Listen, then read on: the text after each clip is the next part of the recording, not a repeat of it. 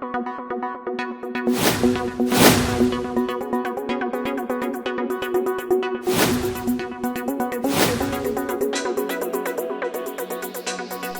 जगत की तमाम बड़ी खबरों के लिए जुड़े रहें शिक्षा सुधार रोजगार के साथ। और आज हम बात करेंगे बिहार शिक्षक बहाली 2019-2021 की क्या शेड्यूल इस हफ्ते जारी हो सकता है।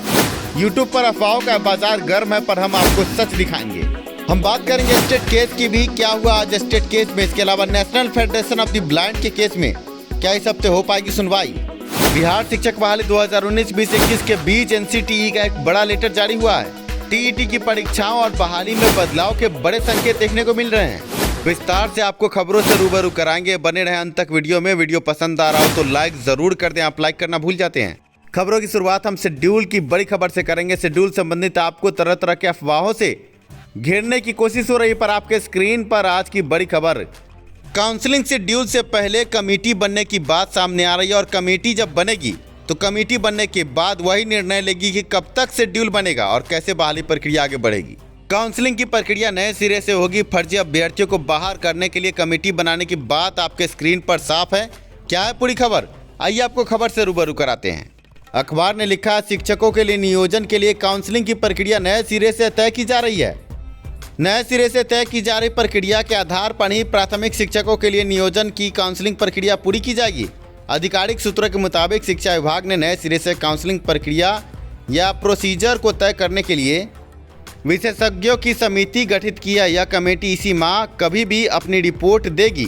दरअसल विभाग चाहता है कि शिक्षकों के नियोजन के लिए काउंसलिंग प्रक्रिया पूरी तरह पारदर्शी हो। शिक्षा सुधार रोजगार ने फर्जी शिक्षकों का मुद्दा उठाया था और इस पर प्रधान सचिव ने संज्ञान लेते हुए कमेटी गठित करके आगे रिपोर्ट मांगा। उसी रिपोर्ट के आधार पर अब शेड्यूल संबंधित जो भी कार्रवाई होगी आगे बढ़ेगी। ऐसे में अफवाहों का बाजार गर्म था। सोशल मीडिया पर यह कहा जा रहा था कि जल्द शेड्यूल आ जाएगा, मंगलवार तक शेड्यूल आएगा, बुधवार तक शेड्यूल आएगा। पर शिक्षा सुधार रोजगार आपको सच दिखाता है, और सच ये है कि शेड्यूल में अभी वक्त लगेगा। अखबार ने लिखा है, पिछली बार के नियोजन में काउंसलिंग और दस्तावेजों में की गई हेराफेरी के हजारों उदाहरण सामने हैं। प्रोसीजर तय करने के लिए चल रही इस कवायद की पुष्टि शिक्षा विभाग के प्रधान सचिव संजय कुमार ने की है। उल्लेखनीय है कि प्रदेश में 90,000 से अधिक प्राथमिक शिक्षकों की नियोजन प्रक्रिया काउंसलिंग के अभाव में कई महीने से अटकी है। आपको ये भी जानना चाहिए कि मुख्यमंत्री ने हस्तक्षेप किया और मुख्यमंत्री ने पारदर्शितापूर्ण गुणवत्तापूर्ण शिक्षकों की बहाली के लिए कई दिशा निर्देश दिए हैं, और उन्हीं दिशा निर्देशों पर शिक्षा विभाग ने नए सिरे से काउंसलिंग प्रक्रिया तय करने के लिए कवायद शुरू की है। अब देखना यह है कि कमेटी के रिपोर्ट के बाद आगे कब तक शेड्यूल पर बात बनती है। आपको बता दें कि ऑनलाइन तरीके से अभ्यर्थियों के सर्टिफिकेट की जांच, साथ में ओपन काउंसलिंग की भी बात है, पर प्रक्रिया में वक्त लगना लाजमी है, क्योंकि फर्जी अभ्यर्थियों को बाहर करने के लिए ऑनलाइन तरीके से जब सर्टिफिकेट की जाँच की बात हो रही है तो इस पर कमेटी अपनी राय देगी। कमेटी के राय के अनुरूप आगे वेब पोर्टल बनाने में भी कुछ बदलाव हो सकते हैं। ऐसे में आगे विलंब की संभावना है। इस बीच में national federation of the blind का केस भी पटना हाई कोर्ट में है। 3 सप्ताह माननीय चीफ जस्टिस द्वारा 3 सप्ताह का समय दिया गया। 3 सप्ताह बाद इस केस की सुनवाई की बात आगे बढ़ेगी, पर इस बीच में अगर महाधिवक्ता पहल करते हैं तो जल्द सुनवाई होने की उम्मीद है। बड़ी बात यह है कि national federation of the blind के केस में अगर अभ्यर्थियों के पक्ष में फैसला आया और निष्पक्ष न्यायालय द्वारा 15 दिन का जो अतिरिक्त आवेदन का समय दिया गया है वो आगे अभ्यर्थियों को मिला, तो अभ्यर्थियों के आवेदन के बाद ही आगे की प्रक्रिया आगे बढ़ सकती है। इस बीच में आपको बता दें कि न्यायालय के आदेश के बाद तुरंत बाद अगर शिक्षा विभाग कितना भी जल्दी संज्ञान लेता है तो 10 दिन का समय तो लग ही जाएगा। इसके बाद दिव्यांग अभ्यर्थियों से आवेदन लेने के बाद ही प्रक्रिया आगे बढ़ सकती है।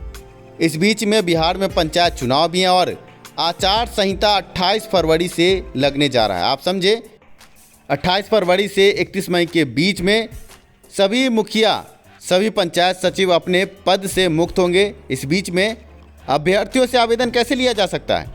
ऐसे में हम कह सकते हैं कि आगे बहुत कठिन है डगर पनघट की।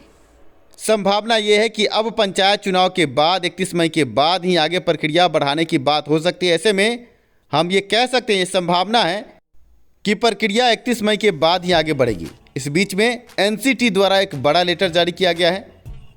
शिक्षा नीति 2019-20-21 को अब लागू करने की दिशा में एनसीटी ने भी कदम बढ़ाया और टीईटी परीक्षाओं में कई तरह के बदलाव आपको देखने को मिलेंगे। ऐसे में एनसीटी द्वारा लेटर जारी करके राज्य से, हर राज्य से, यहाँ तक कि यूनियन टेरिटरी से भी जो भी टीईटी की परीक्षाएं अभी हुई हैं उस संबंध में रिपोर्ट मांगा गया है। आपके स्क्रीन पर आप लेटर देख सकते हैं और अब इस रिपोर्ट के बाद व्यापक बदलाव आगे आपको देखने को मिल सकते हैं। आपको बता दें कि 15 फरवरी तक रिपोर्ट सबमिट करना है। इसका मतलब यह है कि जुलाई 2021 की सीटेट की परीक्षा में आपको कई बड़े बदलाव देखने को मिलेंगे।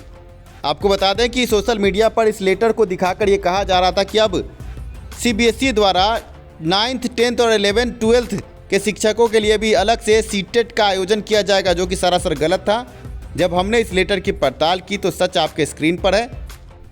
ऐसे में अब सभी राज्य और केंद्र शासित प्रदेशों को एनसीटी को जरूरी जानकारी देनी है कि आगे कैसे आगे परीक्षा होगी। साथ में जो पहले राज्य स्तर पर जो टीईटी की परीक्षाएं हुई हैं उनके संबंध में भी रिपोर्ट देनी है कि कितने अभ्यर्थी परीक्षा में उत्तीर्ण हुए, कितने अभ्यर्थियों ने परीक्षा दी और कैसे परीक्षा ली गई है।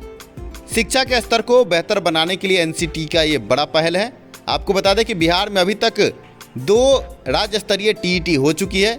तीसरा स्टेट 2019 में हुआ, जिसका केस अभी पटना हाईकोर्ट में चल रहा है। ऐसे में पटना हाईकोर्ट में आज 8 फरवरी 2021 को एक बड़ी सुनवाई होने वाली थी, पर सुनवाई टली है। जी हाँ, अभी की सबसे बड़ी खबर हम आपको दे दें कि स्टेट संबंधित बड़े केस की सुनवाई टली है और अब स्टेट में सिलेबस मुद्दे पर जो बड़ा केस है 11 फरवरी 2021 को पटना हाईकोर्ट में इसकी सुनवाई होगी। आज के केस के अपडेट के संबंध में आपको बता दें कि आज 51 नंबर पर यह केस लिस्टेड था। सिविल में 1 नंबर और क्रिमिनल केस 50 थे। 50 केसों के साथ ये 51 नंबर पर लिस्टेड था, पर आज विभिन्न कारणों से सुनवाई टली है। आपको बता दें कि दोपहर 2 बजे के बाद माननीय न्यायाधीश द्वारा ये कहा गया कि अब 11 फरवरी 2021 को इस केस की सुनवाई होगी। जस्टिस अमानुल्लाह की बेंच में ये केस है और अब 11 फरवरी 2021 को टॉप 5 में इस केस को रखा गया है। ऐसे में आपको ये भी जानना चाहिए कि अनिल कुमार उपाध्याय की बेंच में भी मैथ के अभ्यर्थियों द्वारा एक बड़ा केस है जो 11 फरवरी 2021 को उसकी भी सुनवाई होने वाली है। अब देखना यह है कि दोनों केसों में 11 फरवरी को क्या बड़ा फैसला आता है। बड़ी बात यह भी है कि क्या आगे फिर से तारीख मिलेगी। तारीख पे तारीख, तारीख पे तारीख और तारीख पे तारीख से अभ्यर्थी हलकान है, परेशान है। अभ्यर्थियों का कहना है कि जल्द से जल्द इस केस की सुनवाई हो और आगे हाई कोर्ट से निर्णय आए और इसके बाद आगे की प्रक्रिया बढ़े, क्योंकि तिथि आगे जिस तरह से बढ़ रही है पिछले 3 से 4 महीने से पटना हाई कोर्ट में एक केस है। अब देखना यह है कि 11 फरवरी 2021 को क्या होता है। 2 बड़े केस 11 फरवरी 2021 को पटना हाई कोर्ट में सुनवाई पर हमारी नज़र बनी रहती है। 11 फरवरी के दिन भी हम सबसे पहले आपको ताज़ा अपडेट देंगे, जैसा आज हमने दिया। ऐसे में अब बात करते हैं सीटेट दिसंबर अभ्यर्थियों के एलपीए केस की। क्या होगा एलपीए केस में? अभ्यर्थी हलकान परेशान है। सोशल मीडिया पर तरह तरह की अफवाहों का बाजार गर्म है। पिछले दिनों अभ्यर्थियों का फ़ोन कॉल शिक्षा सुधार रोजगार के ऑफिस में आने लगा कि बुधवार तक शेड्यूल की बात है, पर हमने उनसे कहा था कि इंतज़ार कीजिए, अभी शेड्यूल किसी भी हाल में जारी नहीं हो सकता। और आज हमने खबर की पड़ताल करके आपको सच दिखाया। ऐसे में आपसे निवेदन है, शिक्षा सुधार रोजगार की पूरी टीम बहुत मेहनत के बाद आप तक कोई भी खबर पहुंचाती है। वीडियो को लाइक ज़रूर करें और कमेंट में अपने विचार ज़रूर दें। सीटेट 2019 दिसंबर माह के पास अभ्यर्थियों के लिए बड़ी खबर है कि एलपीए केस की सुनवाई जल्द ही पटना हाईकोर्ट में आपको देखने को मिलेगी। और अभी जिस तरह से शेड्यूल नहीं जारी हो रहा, अगर बीच में बड़ी सुनवाई हुई और सीटेट दिसंबर अभ्यर्थियों ने केस जीत लिया तो सीटेट दिसंबर अभ्यर्थियों को भी बहाली प्रक्रिया में शामिल किया जा सकता है। शिक्षा सुधार रोजगार इसके लिए क्या पहल कर रहा है? बड़ा सवाल यह है और सवाल का जवाब यह है कि जो भी दिव्यांग भाई बहन हैं जो शिक्षा सुधार रोजगार के साथ है और सीटेट दिसंबर है, उनसे निवेदन है कि वो शिक्षा सुधार रोजगार से जल्द संपर्क करके अपना सीटेट का मार्कशीट हमें उपलब्ध कराएं। साथ में आहारता संबंधित जो भी प्रमाण पत्र हैं उनके पास वो उपलब्ध कराएं। National federation of the blind के केस में सीटेट दिसंबर दिव्यांग भाई बहनों का मुद्दा रखा जा रहा है कि सीटेट दिसंबर दिव्यांग भाई बहन को आगे आवेदन करने का मौका दिया जाए, क्योंकि निष्पक्ष न्यायालय ने उन्हें आवेदन का मौका दिया था। ऐसे में जो भी दिव्यांग भाई बहन हैं और वो वीडियो देख रहे हैं सीटेट दिसंबर पास हैं तो वो जल्द से जल्द हमें संपर्क करें। हमारा नंबर आपको इस वीडियो के डिस्क्रिप्शन में मिल जाएगा।